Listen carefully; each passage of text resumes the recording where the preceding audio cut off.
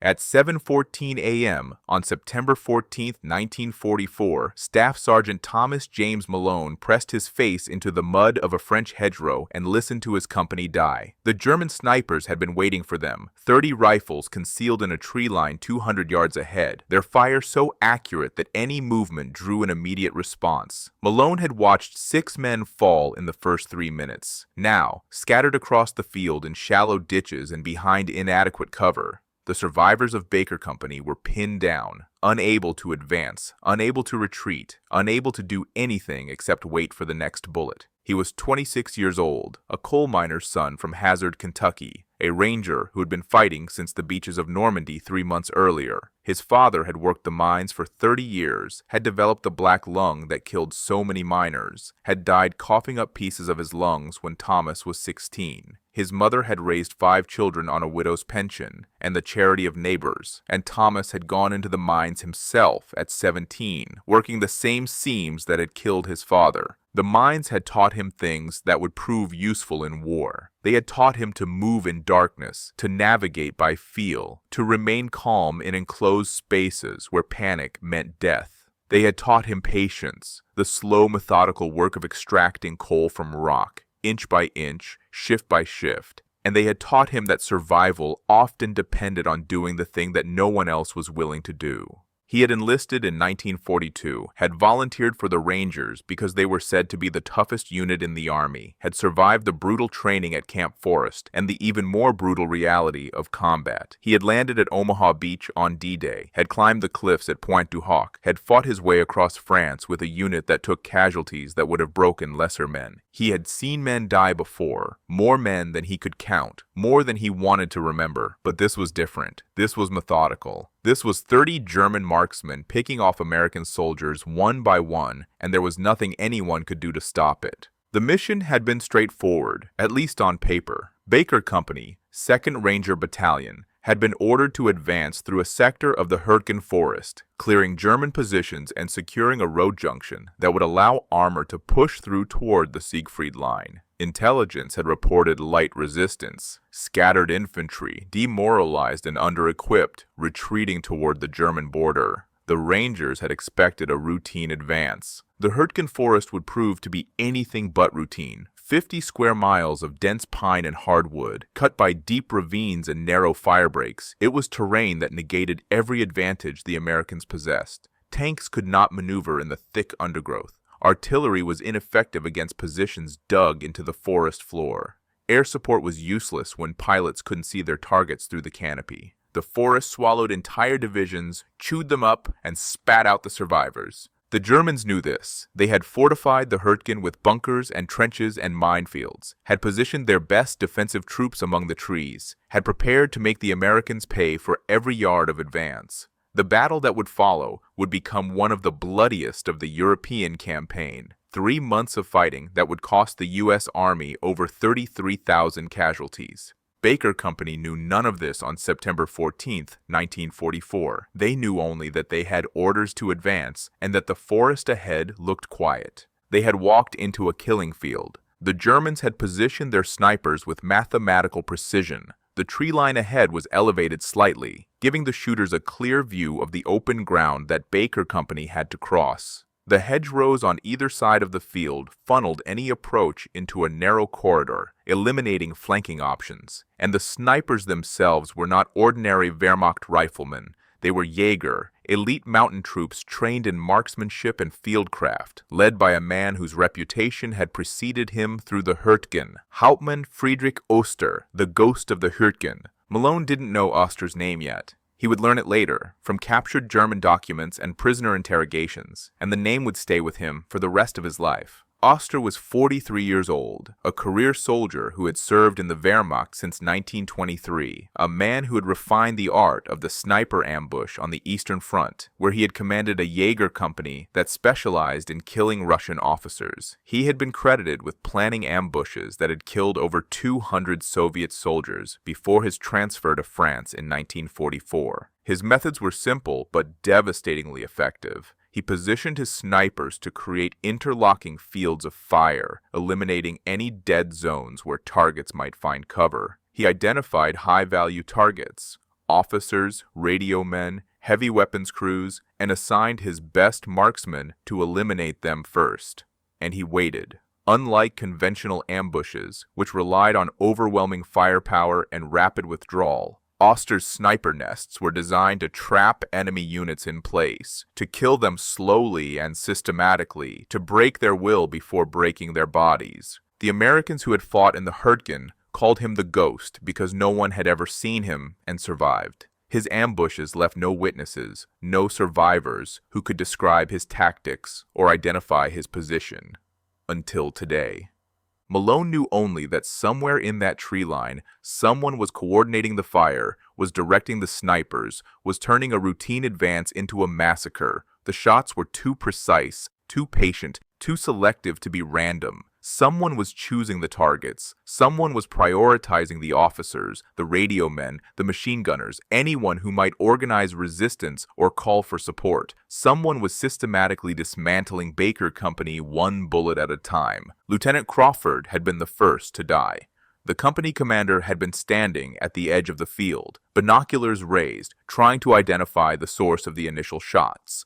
A single round had taken him through the throat. He had fallen without a sound, and his radio man, a kid from Ohio named Peterson, had died reaching for the handset, a bullet through the top of his skull. Sergeant First Class Dombrowski had tried to organize a counterattack. He had gathered a squad of riflemen, had started them moving toward the left flank, and had been shot through the chest before they had covered 20 yards. The squad had scattered, diving for cover, and 2 more men had died before they reached the hedgerow. Now the survivors were spread across the field, hugging the earth, afraid to move. Malone could hear them, the whispered prayers, the groans of the wounded, the occasional sob from men who had reached the limit of what they could endure. He counted heads, trying to determine how many were left.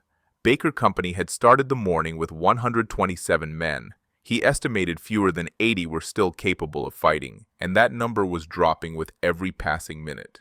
The Germans were not hurrying. That was the worst part. A normal ambush would have been over by now. A burst of fire, a quick withdrawal, the ambushers melting back into the forest before artillery could find them. But these snipers were staying in position, were continuing to engage, were treating the trapped Americans like targets in a shooting gallery. They had time, they had patience, and they had a commanding view of a killing ground from which there was no escape. Malone studied the terrain. He was lying in a shallow depression at the base of a hedgerow, partially concealed by a fallen branch that had probably saved his life during the initial volley. From his position, he could see the tree line where the snipers were hidden, a dark wall of pine and oak, its shadows deep enough to conceal an army. The ground between his position and the trees was open farmland, muddy from recent rain, offering no cover larger than a cabbage plant. 200 yards. In training, he could cover that distance in 30 seconds at a full sprint. But no one was going to sprint across that field. The snipers would cut down anyone who tried. The only way to reach that tree line was to crawl, slowly, patiently, invisibly, and hope that 30 pairs of trained eyes didn't notice the movement. It was suicide.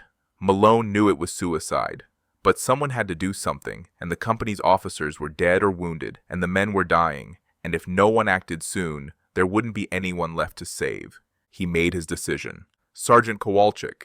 Malone kept his voice low, barely above a whisper. The sergeant was lying 10 feet to his left, pressed against the base of the hedgerow, his rifle clutched to his chest. Kowalczyk, can you hear me? I hear you, Malone. I'm going after them, the snipers. Someone's directing their fire, probably an officer. I'm going to find him and kill him. Kowalczyk turned his head, staring at Malone with an expression that mixed disbelief with something approaching horror. That's 200 yards of open ground. They'll see you before you get halfway. Not if I go slow enough. Not if I use the mud. Malone had already started calculating the route. There was a slight depression running diagonally across the field, probably a drainage channel, barely visible beneath the churned earth. If he could reach it, he might be able to use it as a concealed approach. I'm going to take out their leader. When the firing stops, that's your signal. Get the men moving, flank the position, and finish them off. Malone, you'll die out there. Maybe. Malone began shrugging off his pack, his ammunition belt, everything that might catch the light or create unnecessary bulk. He kept only his rifle, his bayonet, and 3 grenades. But if I don't try, we all die here. Every single one of us. Kowalczyk was silent for a long moment. Then he nodded slowly. What do you need from me? Distraction. Not much. Just enough to keep their eyes on this position while I start moving. A shot now and then, some movement. Make them think we're preparing to attack. I can do that. Give me 10 minutes to get clear, then start making noise. If you want to see how one ranger crawled 200 yards through a sniper's killing field to take out the man directing the ambush, please hit that like button. It helps us share more forgotten stories like this one. Subscribe if you haven't already. Back to Malone. At 7:31 a.m., Thomas Malone began to crawl. The first 20 yards were the most terrifying. He moved inches at a time, his body pressed so flat against the mud that he could feel the cold seeping through his uniform and into his bones. He did not lift his head. He did not look toward the tree line. He simply pushed forward with his elbows and knees, using the hedgerow's shadow as concealment, praying that the snipers were focused on the other survivors. A shot cracked across the field, not aimed at him, but at someone else, another target that had moved or spoken or simply been unlucky. Malone heard a scream, quickly cut off, and forced himself to keep moving. He could not help that man. He could not help anyone until he reached the tree line. The drainage channel was exactly where he had hoped it would be. A shallow trench, perhaps 18 inches deep, carved by rainwater over years of farming. It was half filled with mud and standing water, and Malone slid into it like a snake entering a burrow, grateful for the concealment even as the cold water soaked through his clothes. The channel ran diagonally across the field, angling toward the eastern edge of the tree line. It would not take him directly to the German position. He would still have to cover perhaps 50 yards of open ground at the end, but it would get him close enough to see, close enough to identify the man giving the orders, close enough, maybe, to kill him. Malone crawled. Time lost meaning in the drainage channel. The world contracted to the few feet of muddy water ahead of him, to the sound of his own breathing, to the distant crack of rifle fire that marked another American death. He moved in a rhythm, push with the left elbow, pull with the right knee, slide forward 6 inches, repeat. The mud sucked at his uniform, tried to hold him in place, and each yard of progress felt like a minor victory. At 8:15 a.m., he had covered perhaps 70 yards. The drainage channel was getting shallower, the concealment diminishing with each passing minute. Ahead, he could see where it ended, a point where the farmland rose slightly, eliminating the depression that had hidden his approach.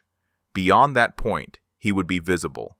He paused, listening. The sniper fire had slowed somewhat. Kowalczyk's distraction was working, drawing attention back toward the hedgerow where the survivors were clustered. But the Germans were still shooting, still killing. Malone could hear Kowalczyk's rifle answering, a futile gesture against 30 marksmen, but enough to keep their eyes focused on the wrong place. He resumed crawling. The channel ended at 8:47 a.m., and Malone found himself lying at the edge of the open ground, perhaps 60 yards from the tree line. The German positions were visible now, dark shapes among the trees, the glint of rifle scopes, the occasional flash of movement as a sniper shifted position. He counted at least 15 visible shooters on this side of the line. The others must be spread along the entire frontage, covering different sectors of the killing field. And there, near the center of the line, was a figure that didn't quite fit. The man was not lying prone like the other snipers. He was crouching behind a fallen log, binoculars raised, scanning the field with methodical precision. He was older than the others. Malone could see gray in his hair, even from this distance, and he wore an officer's cap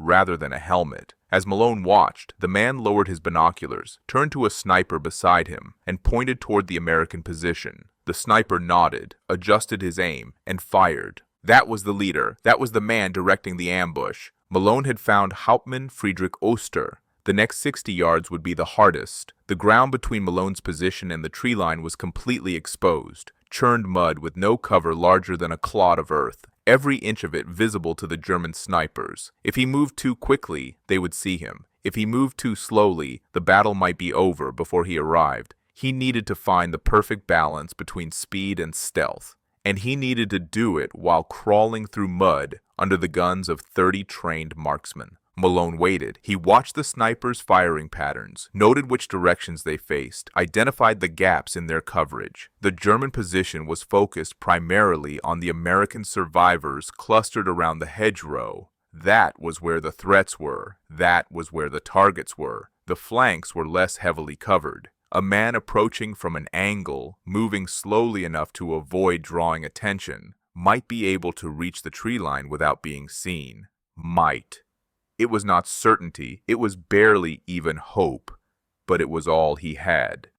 At 9:03 a.m., Malone began the final approach. He moved like a ghost. Every motion was deliberate, calculated, designed to minimize any visual signature that might catch a sniper's eye. He did not crawl in a straight line. That would create a pattern, a direction of movement that might be noticed. Instead, he angled slightly, paused, changed direction, angled again.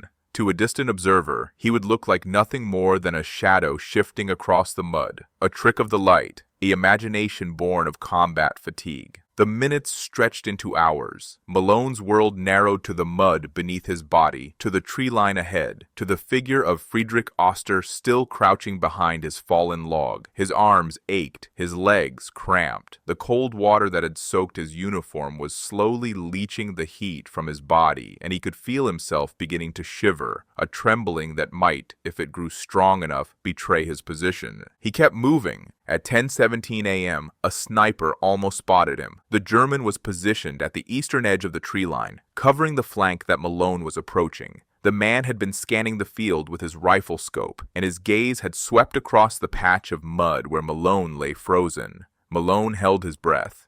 He did not move, did not blink, did not allow himself to tremble. He became part of the earth, a piece of the landscape, invisible through sheer force of will. The sniper's scope moved on. He had not seen. He had looked directly at Malone and had not recognized him as a threat. The human eye was trained to detect movement, and Malone had given it nothing to detect. Another 45 minutes of crawling, another eternity of mud and cold, and the constant crack of rifle fire in the distance. Malone could hear the battle continuing behind him. Kowalczyk's distraction, the German sniper's responses, the occasional scream that marked another American casualty. He did not know how many men were left. He did not know if there would be anyone left to save by the time he reached the tree line. He kept moving. At 11:42 a.m., Thomas Malone reached the edge of the forest. He had been crawling for 4 hours and 11 minutes. He had covered 200 yards of open ground under the guns of 30 snipers.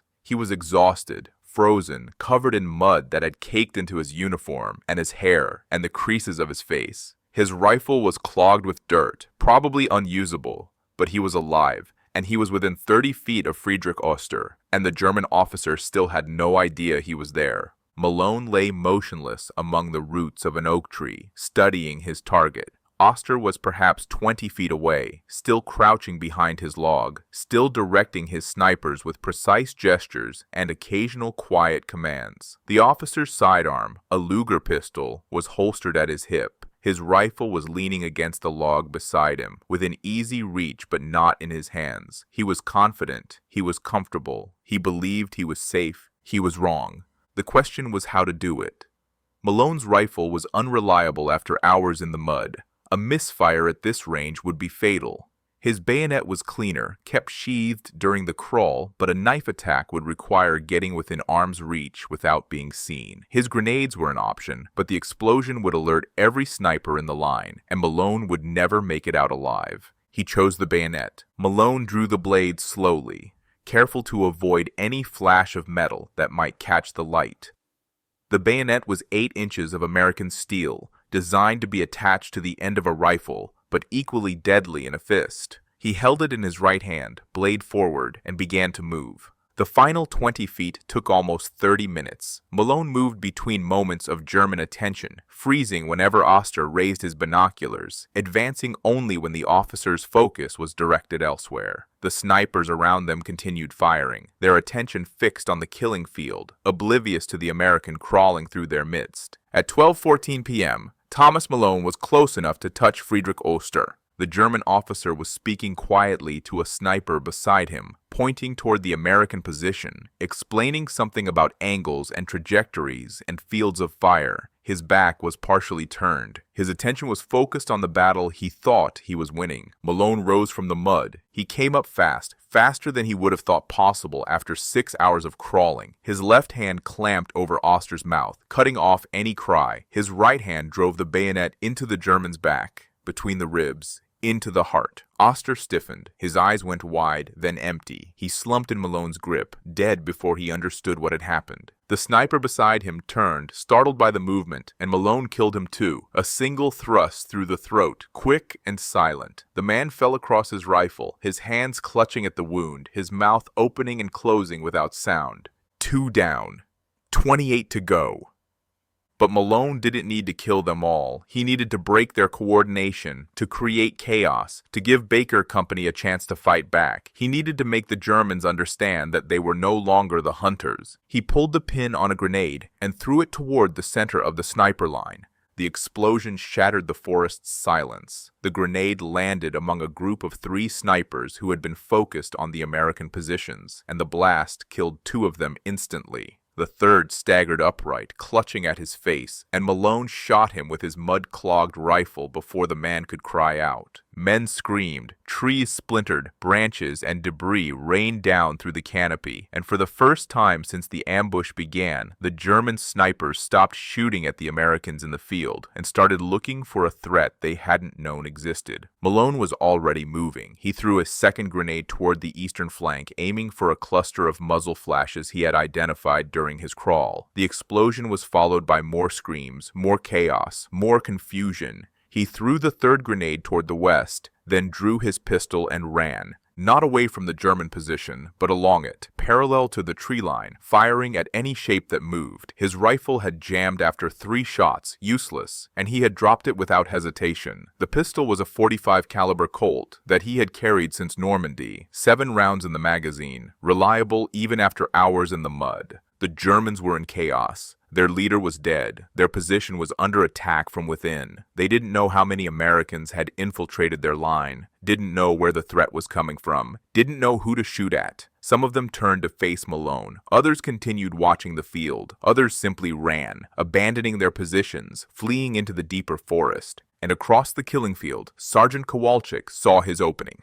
"Baker Company, on your feet. Move, move, move." The survivors rose from the mud like men resurrected. They had been lying in that field for 5 hours, watching their friends die, waiting for their turn. Now they were running, screaming, firing at the tree line, where the snipers were no longer able to maintain coordinated fire. The Germans who had stayed in position found themselves under assault from 2 directions. Malone rampaging through their rear, Baker Company charging from the front. The ambush had become a rout. Malone killed 4 more Germans before his pistol ran empty. He picked up a fallen Mauser, shot 2 more, and then found himself standing in a clearing, surrounded by bodies, with no more targets in sight. The surviving snipers had fled. The tree line was silent except for the groans of wounded men and the crackle of a small fire started by one of his grenades. The battle was over. Baker Company survivors reached the tree line at 12:31 p.m.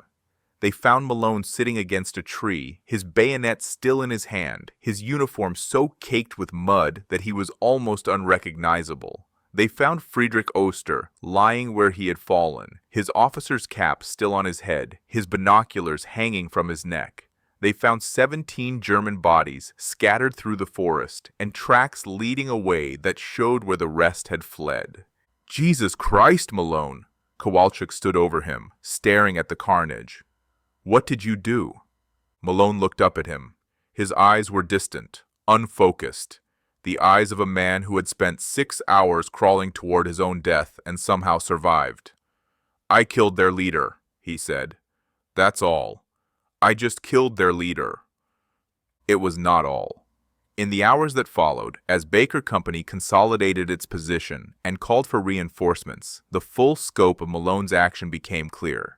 He had crawled 200 yards across an open killing field in 6 hours. He had infiltrated a sniper position manned by 30 elite marksmen. He had killed the German commander and 6 of his men. He had broken the ambush that had pinned down an entire company, and in doing so, he had saved the lives of the 63 men who survived to reach the tree line. The Germans left behind told their own story. Friedrich Oster had been a legend in the Hurtgen Forest, a veteran of the Eastern Front, credited with over 200 confirmed kills, a man who had turned sniper ambushes into an art form. His Jaeger company had stopped 3 previous American advances in this sector, killing over 100 men without losing a single soldier. They had believed themselves untouchable. One mud-covered ranger from Kentucky had proven them wrong. The Army awarded Malone the Distinguished Service Cross, the nation's second highest award for valor. The citation praised his extraordinary heroism and his complete disregard for his own safety in the face of overwhelming enemy fire. It noted that his action had directly resulted in the preservation of his company and the successful completion of the assigned mission. It did not mention the 6 hours of crawling, the cold, the fear, the moment when he had lain frozen in the mud while a German sniper looked directly at him and somehow failed to see. Some things could not be captured in citations. Malone continued fighting in the Hurtgen Forest until November 1944, when a German mortar round landed near his position and drove fragments into his back and legs. He was evacuated to a field hospital, then to England, then finally to a veterans hospital in Virginia, where he spent 3 months learning to walk again. The doctors told him he would never fully recover. The shrapnel had damaged nerves in his lower spine, and he would walk with a limp for the rest of his life. He didn't complain. He had walked into the Hurtgen Forest with 2 good legs, and he had crawled out of it on his belly. A limp seemed like a small price to pay. After the war, Malone returned to Hazard, Kentucky. The coal mines were still running, but his injured back made underground work impossible. The doctors had told him that the constant bending and lifting would cripple him within a year. He took a job as a foreman at a lumber yard, learning a new trade at 27, starting over in a town where most men followed their fathers into the mines. He met Dorothy Hayes at a church social in the spring of 1946. She was a schoolteacher, 24 years old, with dark hair and a laugh that made something loosen in Malone's chest. She had lost a brother at Anzio, and understood, without being told, that there were parts of Thomas Malone that the war had taken and would never give back. She didn't push, she didn't pry, she simply loved him, and that was enough. They married in October 1946, in a small ceremony at the Baptist church where they had met. They raised 2 daughters, Margaret and Sarah, in a small house at the edge of town, a white clapboard cottage with a porch swing and a garden, where Dorothy grew tomatoes and Thomas grew increasingly gray. He attended church on Sundays, coached Little League baseball, and never spoke about what he had done in the Hurtgen Forest. The men at the VFW Hall knew he had been a ranger, knew he had earned the Distinguished Service Cross, but when they asked about it, Malone would shake his head and change the subject. Some things were not meant to be shared, some things could only be carried. His daughters knew he had been a ranger. They knew he had been wounded in the war, knew that the limp in his step was the price of his service, but they did not know about the crawl, about the 6 hours in the mud, about the moment when he had risen from the earth and driven a bayonet into Friedrich Oster's heart. Their father did not speak of such things.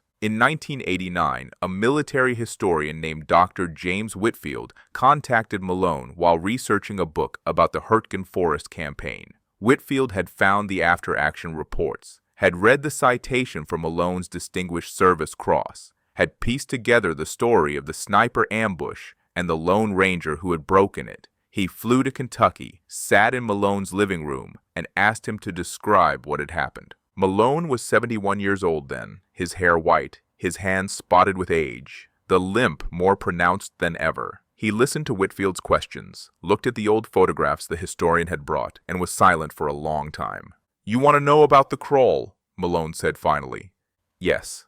The reports say you crawled 200 yards under sniper fire, that you were in the open for nearly 6 hours. How did you do it?" Malone considered the question. "I didn't think about the distance," he said. "I didn't think about how long it would take. I just thought about the next few inches, the next foot, the next yard. If I had thought about the whole thing, 200 yards, 30 snipers, 6 hours, I never would have started. So I didn't think about it. I just moved. What about when the sniper looked at you? The reports say you were almost spotted. I prayed. Malone's voice was quiet. I don't know if I believe in God, Dr. Whitfield. I've seen too much to be certain about anything, but in that moment, when that German was looking right at me, I prayed, and he looked away. Maybe it was luck. Maybe it was the mud on my face. Maybe it was something else. I don't know. I just know I'm still here, and he's not. Whitfield published his book in 1991. A full chapter covered Malone's action in the Hurtgen Forest, including extensive quotes from the interview. The chapter was titled The Longest Crawl. Thomas James Malone died on March 7, 2003, at the age of 85. Heart failure, peaceful, at his home in Hazard with Dorothy beside him. He was buried at the Hazard Cemetery, his Distinguished Service Cross displayed at the funeral. His 2 daughters and 5 grandchildren gathered around a grave that overlooked the Kentucky hills he had loved since childhood. At the funeral, his younger daughter, Sarah, spoke about her father's legacy. She did not talk about the war. Her father had never wanted that. Instead, she talked about the man he had been after the war. The patient father, the devoted husband, the quiet presence who had coached her softball team and taught her to fish in the streams outside town. She talked about his laugh, his gentleness, his absolute refusal to speak ill of anyone, even the Germans he had fought. Dad never talked about being a hero, Sarah said. When people asked about his medals, he would change the subject. When they asked about the war, he would say he just did what any soldier would do. But I found something in his papers after he passed, a letter he wrote to Mom, back in 1944, from the hospital in England. I'd like to read part of it. She unfolded a yellowed piece of paper and began to read. I did something today that I don't fully understand. I crawled across a field while men were dying around me, and I killed a man with my hands, and I'm not sorry. I should be sorry. I was raised to believe that killing is wrong, but those snipers were murdering our boys, one by one, and someone had to stop them, so I did. I don't know if that makes me a hero or a monster. I don't know if there's a difference anymore. All I know is that 63 men walked out of that forest who would have died if I hadn't done what I did, and I hope, that counts for something. Sarah folded the letter. Dad spent the rest of his life trying to be worthy of those 63 men. He never felt like he'd done enough, but he had. He absolutely had. 63 survivors, 6 hours in the mud, 30 snipers, 1 ranger, and a decision that changed everything. The tree line where Friedrich Oster fell is still there, outside the village of Schmidt in what is now Germany. The forest has grown back over the shell craters and the foxholes, and nothing marks the spot where Baker Company nearly died. But every year, on September 14th, the people of Schmidt observe a moment of silence for all the men who fought in the Hurtgen Forest, German and American alike, victors and vanquished, the hunters and the hunted. Thomas Malone's name is not on any memorial in Schmidt, but it doesn't need to be. His memorial is the lives he saved, the children and grandchildren of 63 men who came home because one ranger refused to stay pinned down. If you want to hear more forgotten stories from the Second World War, please subscribe to the channel. Hit the notification bell so you don't miss the next one. And if this story moved you, share it with someone who needs to hear it. These men are gone now. Their stories fading with them. The least we can do is remember. Thanks for watching. I'll see you in the next one.